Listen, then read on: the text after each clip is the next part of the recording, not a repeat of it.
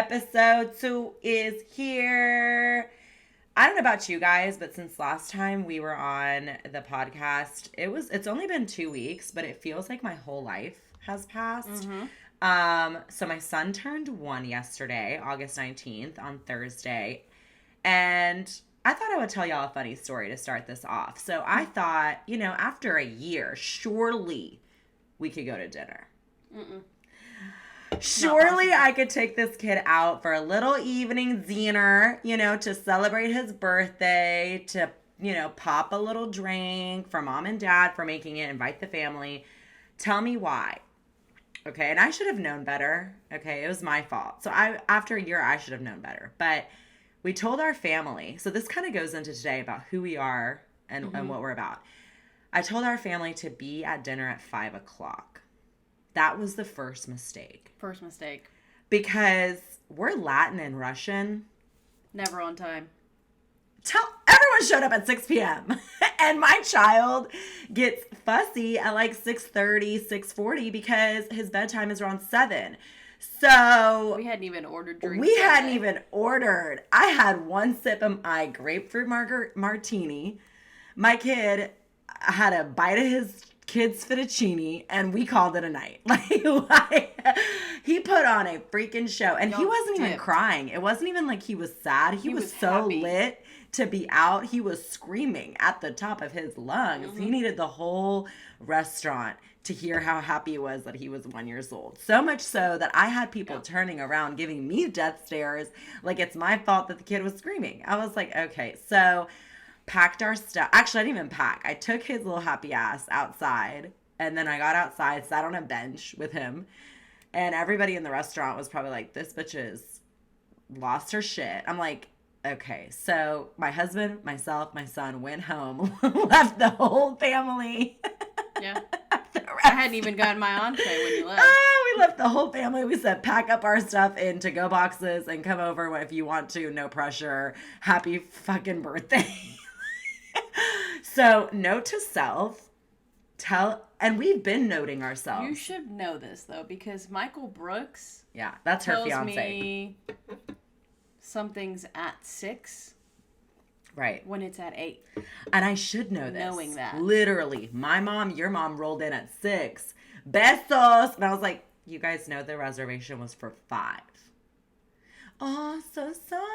I'm so sorry. Traffic. I'm like, no, bitch. I know. Carlos told me y'all were leaving 5 minutes ago. Don't play with me. So, anyways, that's the funny story. It is a Friday. We are not trying to be anything but real with you guys. It's been a long week. I am basically in my jammies, but this is a Friday night vibe. But Erica's in her jammies, but her face is beat.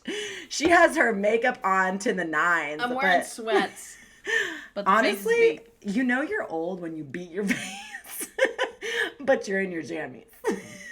They're only seeing this part. All right, what are we getting into today, sis?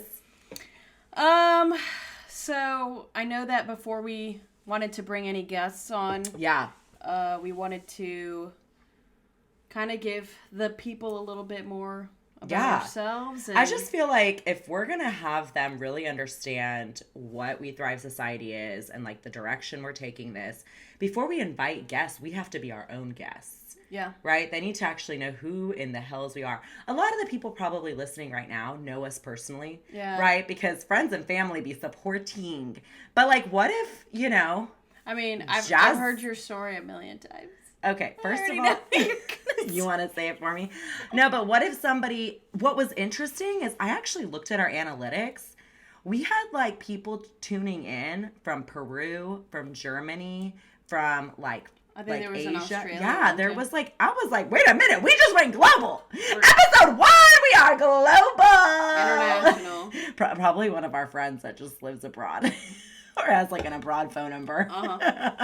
I'll take it. Listen. Anyway, so let's have them get to know us, like really get to know us. And, Erica's already freaking out about this because I think I'm just used to kind of telling people my story because I've been in the motivational realm for so long, right? Like I talk to my clients about my story. I talk to my consulting clients about my story, but you don't tell your story often. In fact, last time we talked and I made you tell me your story, you had a whole ass panic attack. Listen. You said, wait. Who? I don't know who I've become, but I definitely don't think that I'm who I used to be. Mm-hmm. And who I used to be was like this super confident, like in your face, don't give a fuck, like everyone should hear my story type of person. Yeah. And now that I'm older, I feel like I used to think I was so interesting, and now I don't think I'm interesting at all, which is why we make that joke like I have nothing to share. Like, no, I have nothing you really, to share. you really do though. I think when we start getting into it today, and you start truly talking about your story, your upbringing, your past, it's gonna resonate. My feet are sweating. And girl, why are you wearing shoes? She said, beat face jammies and some slip-ons. I think it's gonna resonate with people to understand who we are, because when I tell people my real name, they're like, I'm sorry, who? Wait a minute. And I'm like, and then if they hear me talking on the phone, all of a sudden they're like, I'm sorry, you speak a different language? Mm-hmm. And I'm like, I have so many things to share, you know?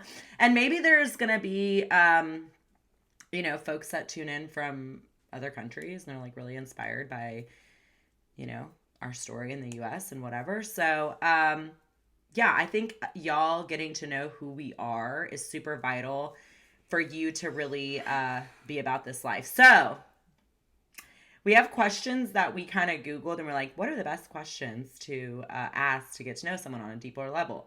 But before we get into that, Erika. Don't do it.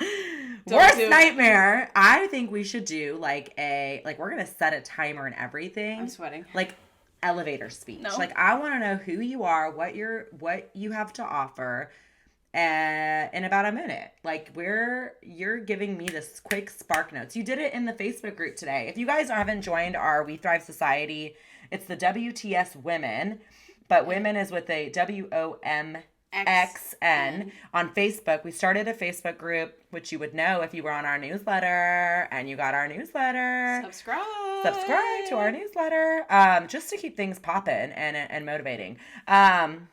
I'm going to make you start because I know this is a fear of yours. I'm sweating. Right, but you don't have this. A choice. I know, and that's why I think it's inspiring for others to recognize that not everybody is as bold and brave, and I don't want to toot my own horn, but not everybody is used to being like, this is who I am, this is what I'm about. But I have gained that confidence over the years of really recognizing who I am. But there are a lot of people that are more relatable to you that this kind of shit freaks them out. So I want you to step up to the plate and tell them who you are, what you're about, and show them that is doable even when you're not comfortable with it. I just think what I hate about it is I hate why am I like this? Because naturally people who know me would say Erika's outgoing and like she's not afraid of anything, all this stuff, and then when I get put on the spot, I'm like Frieza. I think naturally freezer. You've gone through some life as you've gotten older, right?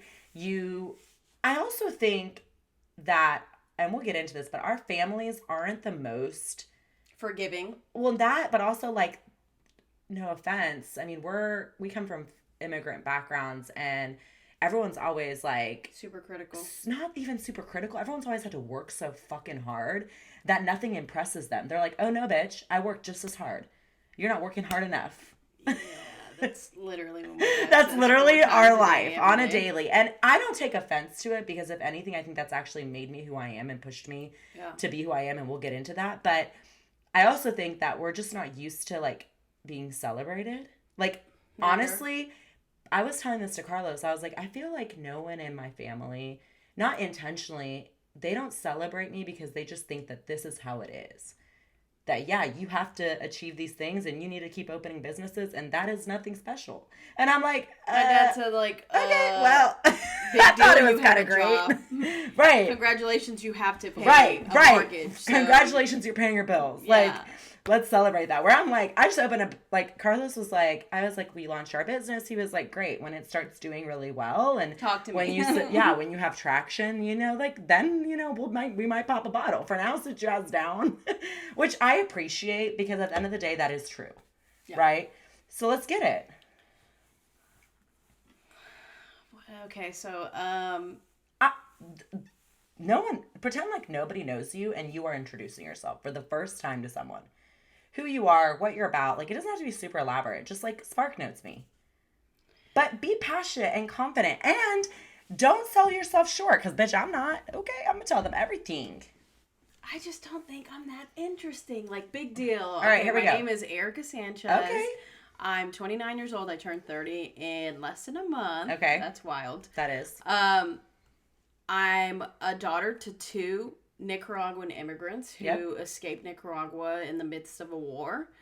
My dad had, everybody says my dad had a nickel in his pocket. Like, they slept on my uncle's trailer floor. Wow, yep. And he was an accountant, and then now he's a millionaire.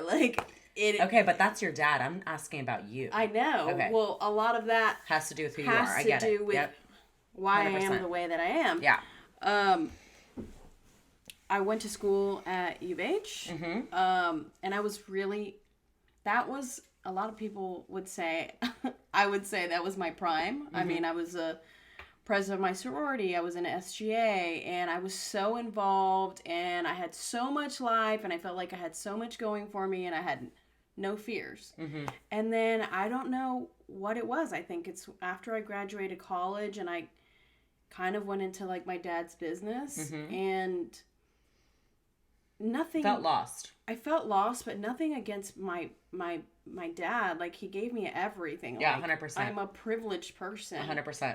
But by giving me everything, he took so much from me, like my independence.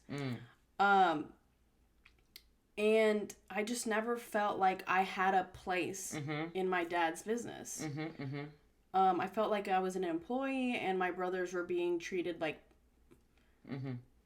partners or like given so much more than me. And I know that I sound like I'm playing a victim and like saying my dad didn't give me this, because looking back, I could have done more. Sure. I just didn't know how. Sure. You were still fresh out of college, navigating your own life.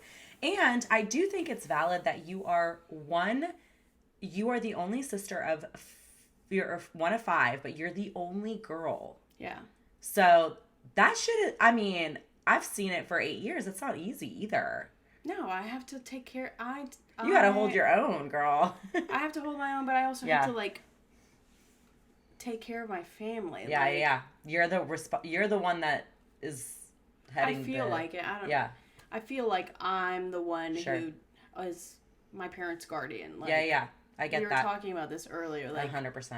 If my mom needs something bought online, like, she'll send me the link and say buy it for me. Like, she can't do it herself. Girl. And I'm like, you literally are you're working with my 2 brothers. I know, girl. 9 hours of the day. Sure. You can't just turn around and say, hey, can you buy girl, me my this? mom came over this morning to make 3 copies. She needed me to print 3 papers for her. I said, okay. Go to Kinko's. Why? Well, I'm like, I will buy you a printer and we can make this shit happen. No. I'm bringing over to print, which is a whole nother form. Like, growing up, and we'll talk about this, but I want a little bit more from you, because I felt like that, like, what makes you unique? Come on. I think what makes me unique, but I think Michael would say that I always question things. Mm-hmm. Okay, like, that's valid. I will, if you tell me this scarf is orange, I'll say, no, it's not. Let me see for myself. I think that's so fire of you. I'm opposite. I'm like, it's orange. Okay. Actually, today in the Facebook group, when you asked what is your biggest fear, what scares me is that I trust way easy. And I have been burned so many times because I believe in the goodness in people before I believe in the fact that they can just be not great. Right? And so I see too much good in people that I trust easily, and that's opposite of you. You're like, oh, wait a minute. I'm a skeptic. I think everyone is the worst person. You're like, oh, you're going to have to be my friend. There's like all the obstacles. No, my best friends will tell you, like, any guys that they want to introduce to me, I'm the last person to get introduced to the guy. and I'm instantly like, red flag, don't like him. I don't get a good vibe because I feel like I read people like that. What'd you think of me? You can't BS me, man. What'd you think of me initially? I mean, that's 9 years ago, but I can't remember. Do you feel like you liked something me? Up. I probably felt like you were a lot. Because you're a lot. That's valid. You're like really out. I'm not used to that. You have to understand 100%. that I came from 4 men. Sure. And a woman who is not a matriarch. Like, it's a patriarch, and my dad's always, like, she's never had the shine that, like, you have, you know what I mean? Like, she's never been so opinionated. Same as my mom. My mom, which I think is why I am the way I am. 100% I have watched, which is a whole different discussion. My parents got divorced at 28, which is super late in life. However, you know, lots to discuss. When we get into relationships, lots to discuss there because that is super heavy, right, for me to talk about right now. But I never saw my mom at the time growing up having a super powerful voice. Culturally, just my upbringing, like, I think that there is a lot to say in the Latin culture and in the Russian culture for the men being very dominant. Which when Carlos was like, I told him early on in our relationship, I was like, I am not Betty Homemaker. No offense, but I was like, I am not your typical, like, Latin woman who you're is not going make to him a plate. Like, you're not going to walk in and get your exactly. But I think that's also what he loved so much about me is my independence. But I grew up in the same fashion, like, you know, so yeah, that's so true. It's wild. So when we met, I didn't know what to do. Sure. I was like, hey girl, and you were like, whoa. I was like sitting back on the couch and I was fine. Like, but that's what's the best thing about you. Sure, I appreciate that. And I do think it that just needed some time to get used to. Like, whenever, and I think this has come with age, but I have also recognized that there are people that are going to really, really feel our vibes, right? And this is just for anybody listening. Like, there are people, and we hear this all the time, like, there are people that are meant to be in your life. There are people that are not. But I think as you get older, that gets clearer, right? Like, people want to support you. People want to love on your personality, or people think you're too much, or they don't want to be there for you, or they think you're, you know, extra or whatever. And that's okay. Like, I think there was a time in my life, right, when I was, like, trying to hide my curly hair. Like, I remember straightening my hair every damn day for years. I would shave my arms. Thinking that I had to have straight hair because my curls were too much, too loud, too different. And so when I see, and now, like, girl, I don't have to pray about what do this. I gotta pray about straightening my hair and styling it. Now I'm like, what you see is what you get. But yeah, I love that. What else do you want to add before I go and then we go into our questions? I feel like we kind of tag teamed that. So I said I was critical. Is that what? No, I didn't say that. Skeptical. I said I was skeptical. Sure. But I'm also my biggest critic, and I think in being my biggest critic, I also I don't like this about myself. I see people's flaws. Okay, so we're 100% opposite. Yeah, no, I'm the opposite. I'm like, no. That's definitely from your upbringing. 100%. I literally because I've witnessed that with the fam. Yeah. Help it. Like, same with my family. Can't help yeah. It. That's why we all call each other haters because we're haters. Yeah. On each other. On each other. I know. Like, it's the worst, and I kind of feel like that's what We Thrive is going to help me with. Yeah. Like, it's going to make you seeing people and their vulnerabilities and not thinking negative thoughts about them. Yeah. Because we all have our vulnerabilities. That's super. I'm really proud of the fact that you can, as a founder of an organization that embodies that, I think that you can be so vulnerable and real about that is incredible. Because you could be out here bullshitting and saying, oh, I'm going to like just, you know, but you're just like, no, this is a problem I have that I am going to internally work on amongst this organization as a part of it. Yeah. Whew, that's good. That is... I know. I feel bad. I don't want people to think that I'm they don't, looking at them they and don't think judging that. them. They don't think that. The reality is most people do operate like that. They do operate. They look and they're like, okay, well, it's not that you're judging them. It's just like you're used to breaking down things versus just seeing the big picture. Whereas I see big picture, trust too easily, and fall in love with everyone and their mom. Whereas the reality is I need to not, right? So there's two sides to that. Yeah. Last thing. Yeah. I'm skeptical. Sure. I'm critical, which leads me to never thinking anything is enough. Okay. All right. Which is a double-edged sword because I'm never completely happy with where I'm at. Sure. Which is why I'm always looking for something more. Mm-hmm. So that's good, right? But it's also like you say, you don't celebrate your victories. Right. And that's actually not, it's interesting you say that because a lot of people that I deal with in my consulting firm and then even within DHF, that's very relatable amongst women.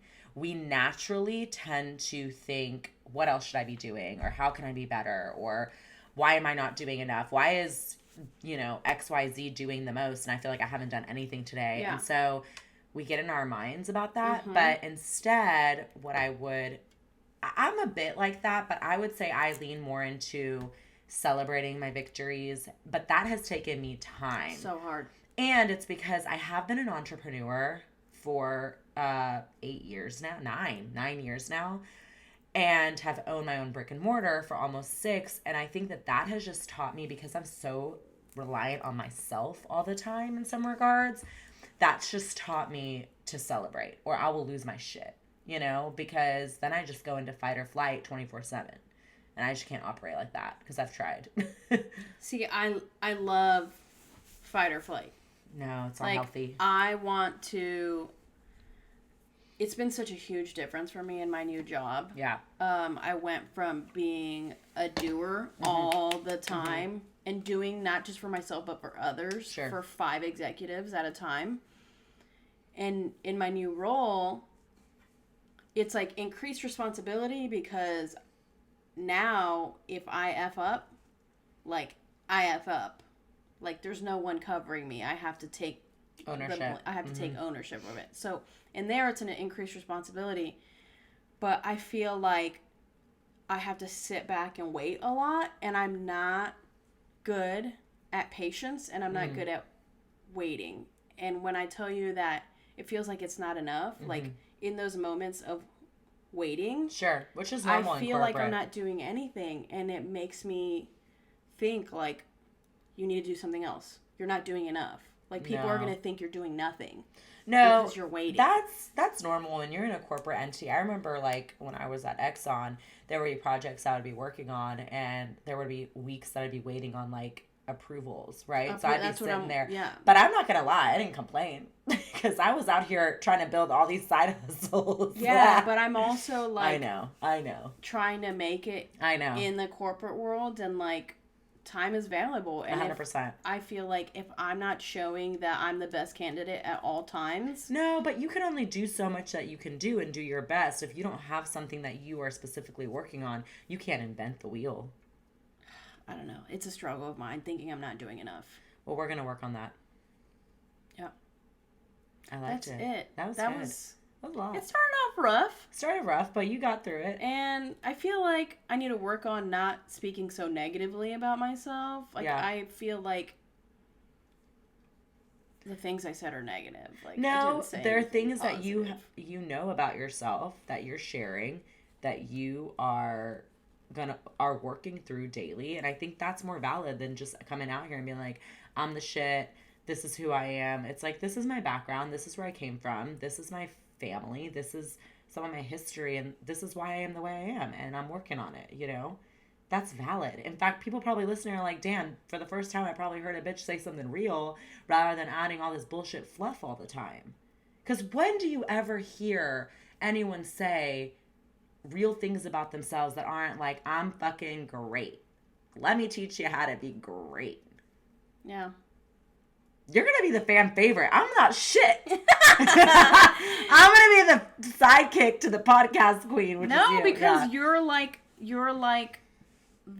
guiding. Yeah, 100%. Wow, that was fun. That was cute. And I feel like I shared a bit about myself, but for those of you who don't know me at all, like if I'm talking to a complete stranger, my real name is Yevgenia Alexandrovna, now Sanchez, previously Mayans. I go by Jenny Sanchez. Literally, Jenny was made up by my first grade teacher, Miss Pace. She couldn't say, which honestly, shout out Miss Pace. Miss Pace, if you are at Colony Bend Elementary in Sugar Land, baby, you saved me because my real translation of my name is Eugenia, which bitch, they would have called me Gina. Time out. Yes, Eugenia. Your name was going to be Eugenia. My dad wanted to name me Juana, okay? Yes. I'll let you finish. No, Eugenia is my direct English translation, but we're going to thank Miss Pace for giving me Jenny. She said, I'm just going to call you Jenny. In fact, I remember coming home and not responding to my mom. She had told me this story all the time. Not responding to my mom because she'd be like, Zhenya, because that's what my family calls me, short for Yevgenia. She's like, Zhenya, Zhenchka, Zhenya. And I was like, who's that? I'm Jenny. And bitch got foreign crazy, y'all. So I actually am an immigrant. So the difference between Erica's first gen, she was born in the U.S. I was actually born in Russia.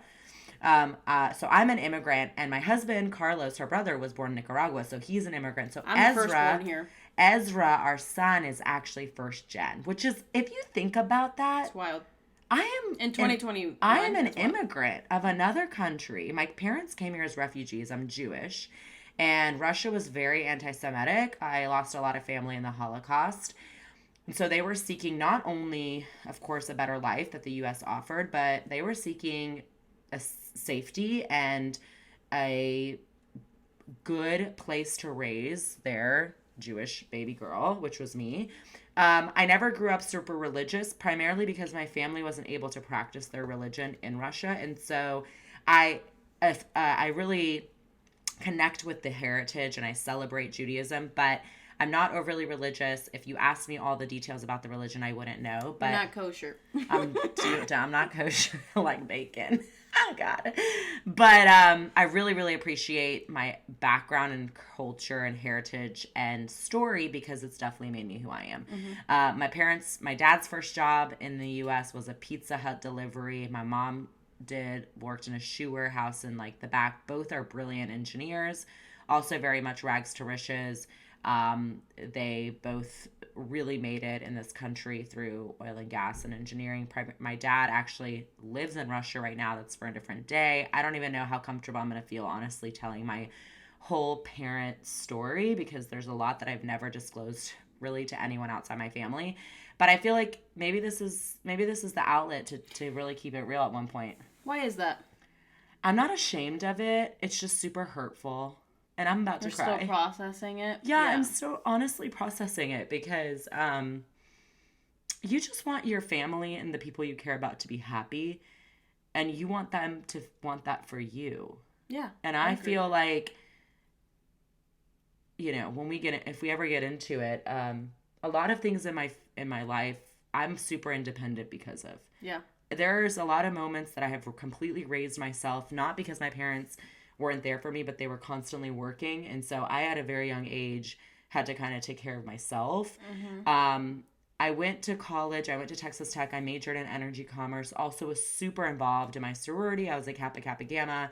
I was also in student government. I was internal vice president at SGA. That's kind of really funny. It is kind of funny that we both were super involved in SGA. Yeah. I, did the most. I was a DG, by the way. I did the most on campus. It was an incredible 4 years. I got a full-time offer at ExxonMobil my junior year. So think about it. I am not even 21. I can't even have a drink. I already had a 6-figure salary offer waiting for me. I had interned my junior year, and right after my internship, they offered me a job for when I graduate. The reality is during that internship, I knew it wasn't for me. I already knew that I was not going to be happy in corporate and specifically oil and gas. It wasn't for me. And I think there's a really big part of me that always has been about developing myself and others, inspiring, leading, So naturally, I started teaching fitness on the side when I got out of corporate, mostly because of a personal fitness journey. So after college, I went through a personal fitness transformation, found just a massive lifestyle change. During that first year out of college, I actually reconnected with Carlos, which we can talk about how we met our significant others and relationships and stuff later. But we had known each other along our life journey, but we're 4.5 years apart. So really not a lot of, I didn't realize he's that much older yeah, than so but he's about to be 36. Yeah, and I'm 32 in February, and he'll be 36 in November, which is right around the corner. So, yeah, I started teaching group fitness on the side after finding fitness is like basically my passion. And I taught rhythm-based spin. This is like went to work or taught spin at 5:30 in the morning, would go to my corporate job, and then I would teach like 5:30 p.m. again. Yeah, I would you were a psycho. Yeah, I mean, I had basically a full-time fitness instructor career because I had like more than 10 classes sometimes with subs and stuff, and a corporate career. Yeah, From there, I went to teach other modalities at a big corporate gym and was offered like this time slot to do. Oh, in the midst of this, I moved to Fort Worth outside of Houston, and I tried out for Dallas Cowboys cheer, which is like a whole new another story. Yeah. But I came back with a huge passion for dance, and long story short, started basically teaching dance cardio classes in a fucking garage. Like it was like technically a dance studio, but there was like no AC. It was cute though. It was super cute, but it was like kind of CrossFit-y. Like you could open the garage doors and the speaker was busted, and it started with like family and friends and grew. And after about 8 months of that, like pop-up style, I opened up DHF's first location with my business partner at that I was still in corporate. We were both in corporate.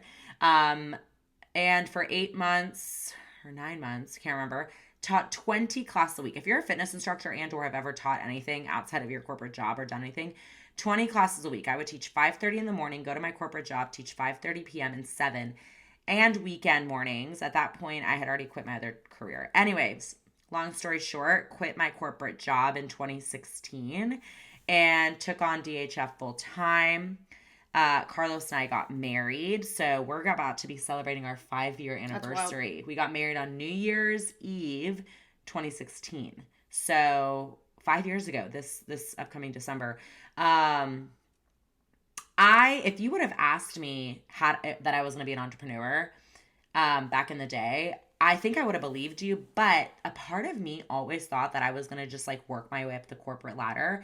When I got my ExxonMobil offer, I was like, this is the best company. The fact that I even got hired to do an internship, I was like their first intern in years in the department that I was. Everybody else was like an attorney around me, and I'm like this. It was just wild. So I also felt like, I mean, I was magna cum laude graduating, but I also felt like my Russian was a perk because they're foreign oil and they like want to get into foreign partnerships.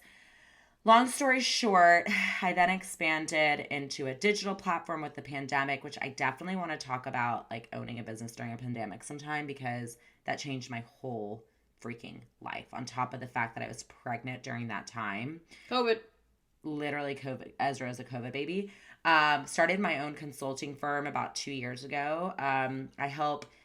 I'm niched in small business startups and also really bigger corporate entities as well. But I also help a lot of fitness studios with their performance abilities.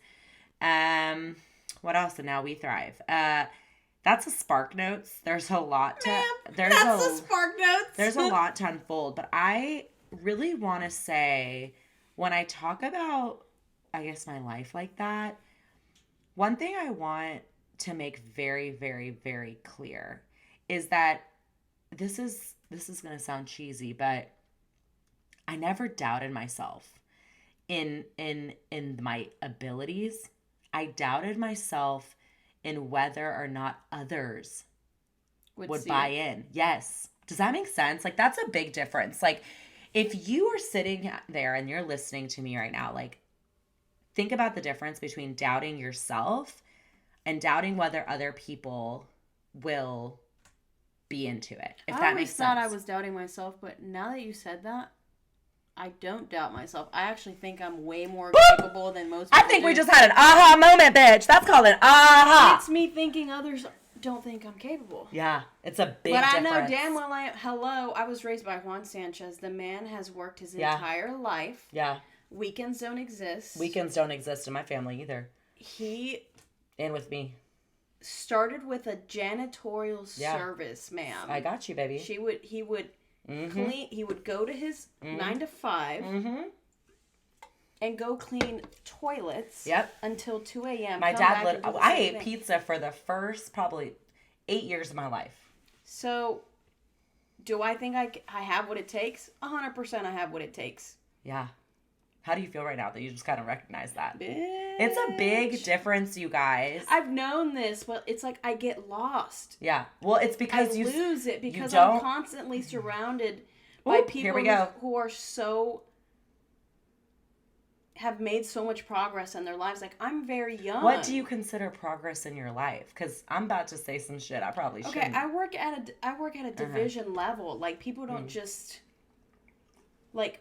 Okay, but here's the thing: they're educated. They're very educated. Harvard grads, yes, 100%. And that's the kind of people that need to be in the medical field. You know what I mean? I agree. Like, I'm not out here trying to be a doctor. I think that is so notable and so incredible, but you can't compare yourself to that journey because that's not what you are destined for, and you didn't go to school to specialize in that, if that makes sense. But there is a really big difference, you guys, massive difference between you doubting yourself and you doubting whether other people believe in what you're capable of. That's what I doubt. That's what it is. That is what it is. It's a huge difference. Because I never doubted myself, but I always had this idea that other people would doubt me. Like, bitch, I started 3 businesses. I got through a pandemic. I had a baby.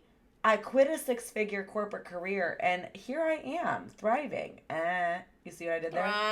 Thriving. But I also want to note that there's a lot of sacrifice that you have to be prepared to take on if you're wanting to make change in your life. I think the doubt comes in because I know I haven't made it to where I want to be or where I'm supposed to be. But that's not doubt, girl. That is you craving more. But I question myself. I'm like, am I in the right place? Time is so valuable. Mm-hmm. Like, am I wasting my time? Is this where I'm supposed to be? I feel so lost because I'm not. Would you okay, let me tell you this. Would you rather be sitting content and satisfied, dwindling your thumbs, being like, "Ooh, this is life right here"? No. Right. So but that's what I feel like I'm doing. No, you're not. No, girl, you're not. I'm sick. You're on a Friday night podcasting. I'm sick. I'm Juan Sanchez's daughter. What do you want me to do? All right. That's the spark notes, you guys. But let's ask some of these questions. Let's do like 4 or 5 each. These are literally off of like the most important questions on Google that we found. Ready, set, tell me when to stop. Okay, stop. Went all the way. Stop. What? That was kind of funny. All right, stop. Oh, that's morbid. Hold on. Okay, go for it. What do you want people to say at your funeral? Oh, jeez. That's morbid as shit. What do I want people to say at my funeral? I just want to be remembered. Like, I want to leave a legacy on people that they say she was a good person, she cared, and she always put her best foot forward. I think that can be said about you. 100. I know. Yeah, so that's what I want people to. That's what I want. So just keep living that. Woo! Okay. Okay.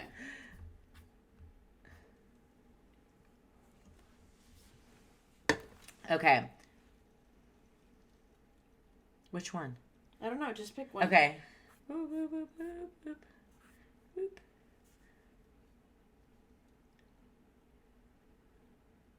Okay. What's one thing that you wish people understood about you?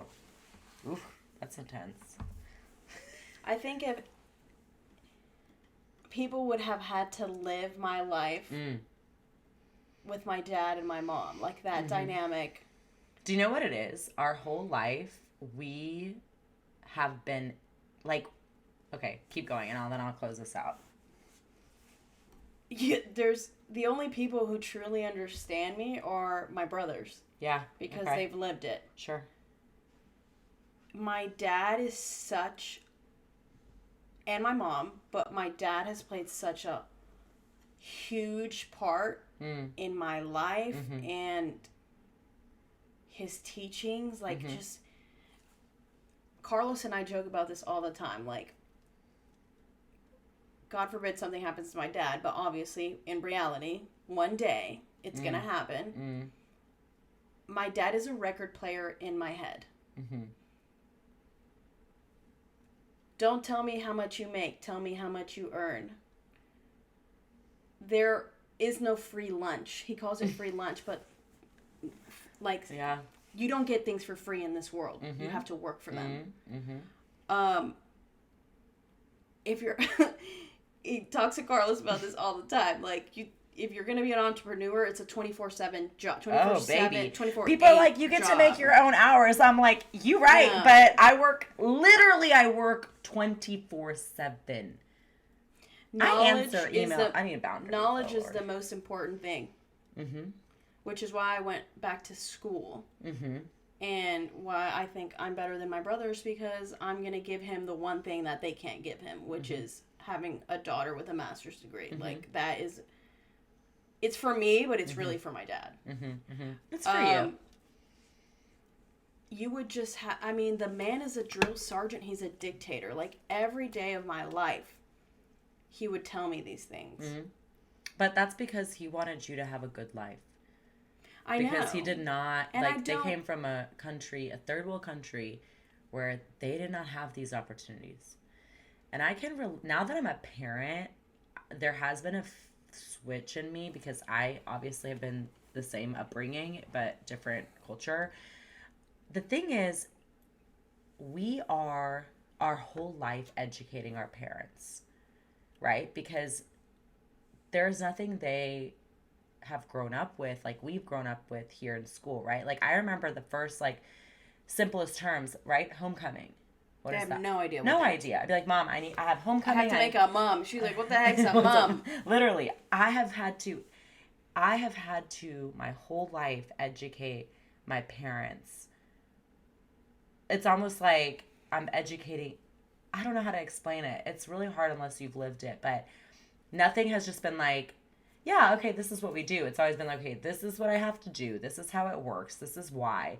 Hey, like, it is a big deal. Like, it's constantly educating our parents about how things are done here, almost, you know? But them not understanding or being able to relate, because this isn't where they grew up.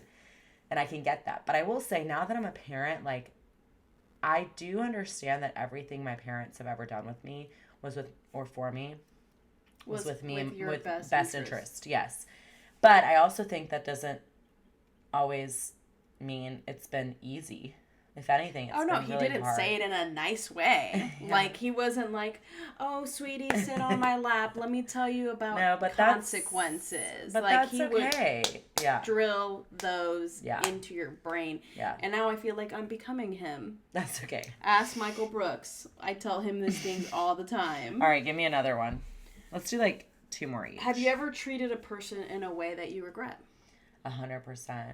100%. I think that I can't pinpoint specifically, but I would be completely lying if I didn't say that if I said that I was perfect. I do make a conscious effort, especially now that I've aged and with time, to be better and to recognize differences and recognize when people aren't a good fit for me and I'm not a good fit for them, relationships, friendships, whatever. I think that at the end of the day, you can only grow from your mistakes, right? So even if, you know, I haven't been perfect in all my relationships, or I haven't treated someone perfectly or well or whatever in my past. I think it's my opportunity to keep doing better as I get older. I would say that honestly, like when I think back about even as a child and as a youth, I did try to be nice. Like I never felt like I was a bully. If anything, I got bullied.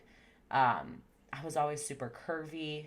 I was always bigger boned growing up. Like I never was like, you know, I was friends with everybody. Like in fact, my senior year, I got voted most outgoing because I really was friends with all different groups. I've always been fascinated about getting to know people and like seeing where people are from. And I think that maybe is the only child in me always craving relationships. But yeah, I think that's a good one. Okay.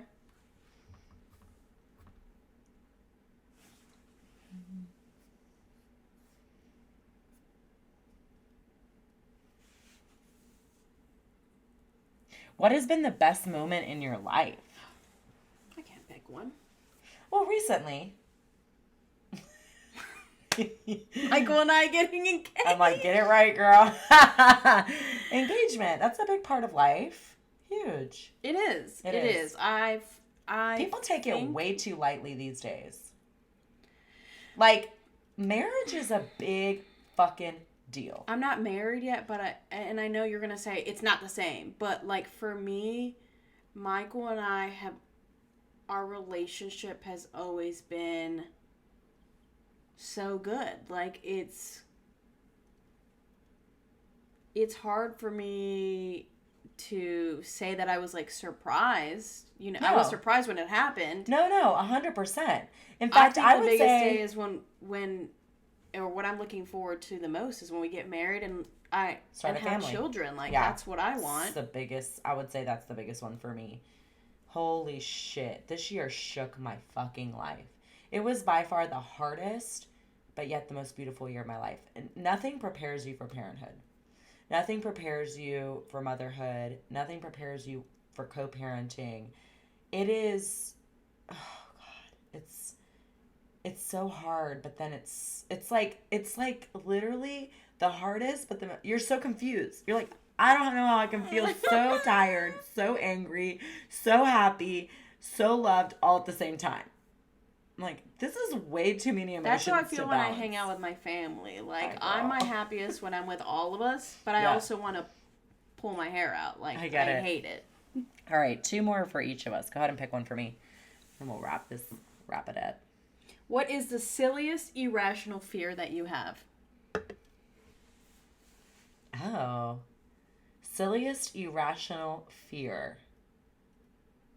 I have my answer straight off the top of the dome. What is it? Flying. I think I'm gonna die. Like, my hands get sweaty just thinking about getting on a plane. I don't know. For me, honestly, Carlos would call me a scaredy cat. About what? Everything. Scary movies? Like, I don't do horror films. I'm like, why am I going to impose? I love horror films. Why am I going to impose these kind of emotions? Why am I going to actively choose to be scared? Like, no. I love that. No, I don't like to be scared. I don't know. I feel like scary movies are real. Like, I would say for me, like, I'm a scaredy cat. Like, I'll hear something and Carlos is like, Jenny, it's nothing. I'm like, we're gonna die. Go check the door. I know what the fuck is that? What's that? I really am a scaredy cat. I need to get better about that. I'm like, oh, what is that? Let's get it. Somebody get it. Yeah. All right, let's do...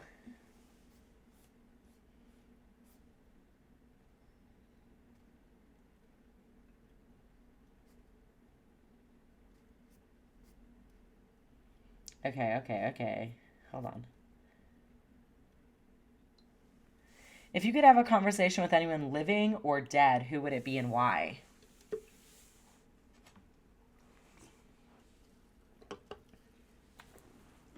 What? That's weird as fuck. I haven't lost anyone. Yeah. And I've been lucky. And that's one of my irrational fears too, but it's going to come true. I haven't lost really anyone. Sure.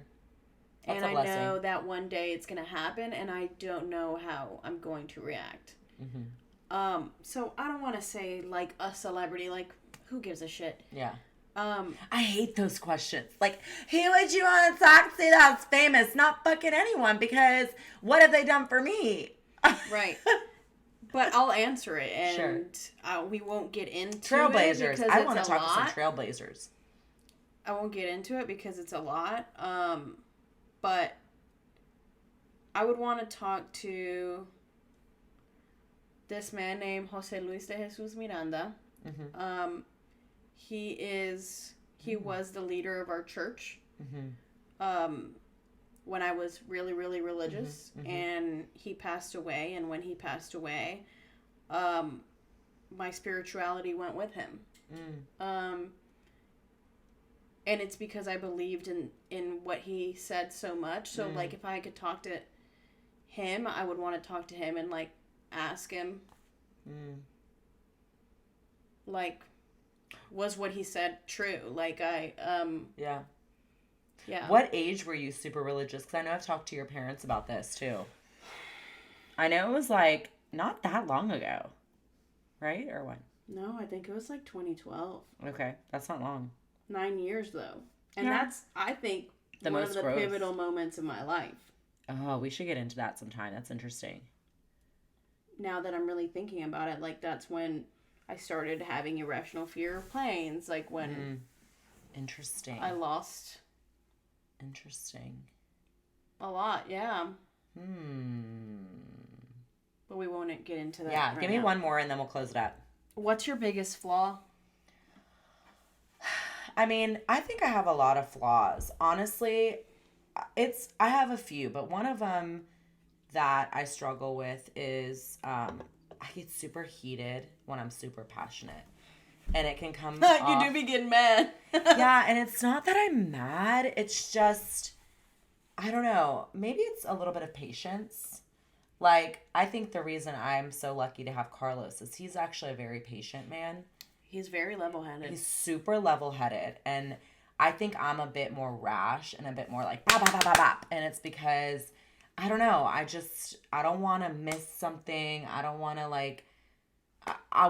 sometimes I jump at something too quickly versus like really sitting back and being like, what is the best option, right? Like what makes sense from all aspects, not just for me or what I want right now, but what is the right way to handle something long term. And if you're listening to this, I think that what I have personally tried to work on in these situations is to just take a step back and be like, okay, what's the end goal? And what am I trying to accomplish? Sometimes it's as simple as like financial stuff, right? Like, I don't know. You need to like get a quote. Like instead of jumping for the first quote or the first opportunity, get a few quotes. Ask 5 or 6 people. Ask 3 people for sure. I mean, Carlos is like, bitch, if you didn't ask 3 people, I don't want to know. And I'm like, oh God. I don't want to. I just want to pull the trigger now. But I think that that's a super, super valuable tool that I need to get better at because my flaw is definitely... I will tell you, I start businesses before I'm ready. And that's how it's a positive and a negative. I start things before I think that I know. I start things and I go for things before I know they're going to succeed. So there's 2 ways to look about it. In some regards, it's a really, really, really, really incredible way that I live my life because I'm not afraid to fail. But sometimes it's like you're being irrational. Or and you just the slow it the risk fuck is down. too big. And the risk is too big. I love risk. Give me a risk, I'll take it. And I think it's because I know how hard I'm willing to work. Mm-hmm. But I also think it's a flaw because there are things that need to be thought through. And you need to make sure that it's the right decision. So I would say for me, it's being irrational sometimes and just wanting things to go immediately without thinking of all the right ways to make it happen. Yeah. So that's that. But that's something I admire about you. Yeah, I mean, I wouldn't say it's a total flaw, but it can be. No, I know. And in a relationship, it can be. Because sometimes Carlos and I, our biggest tips will randomly happen when I'm like, and he's like, pop off, and he's like, I've seen it. and he's like, yo, girl, calm down. And I'm like, we're not right. used to that. Yeah, I know. And I'm super vocal. So I think that it's valid for me to be vocalize that 100%. and be truthful about it, because I would be lying if I didn't know that was a weakness or a flaw of mine. And I want to work at it and be better at it, for sure. Specifically in relationships, specifically when I'm doing something, to just be more mindful sometimes. Mine would be, other than the entire conversation we just had, sure. I shut down very easily. Michael it was such a struggle at the beginning of our relationship, sure. because I didn't want to share my feelings. Like, one of my biggest fears that I wrote today in the Facebook group is, like, sharing and being vulnerable, because I value how others people see me so much, and I don't want to be seen as a weak individual.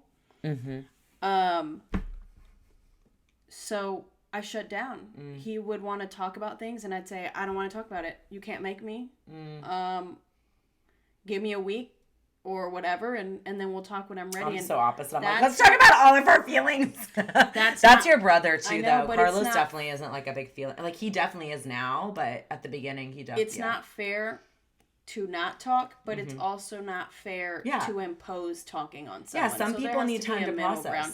Yeah, and that's what I would tell Michael. Yeah, like. Before I say anything that I'm gonna regret, just like, give me 10 minutes. I think that's a positive, girl.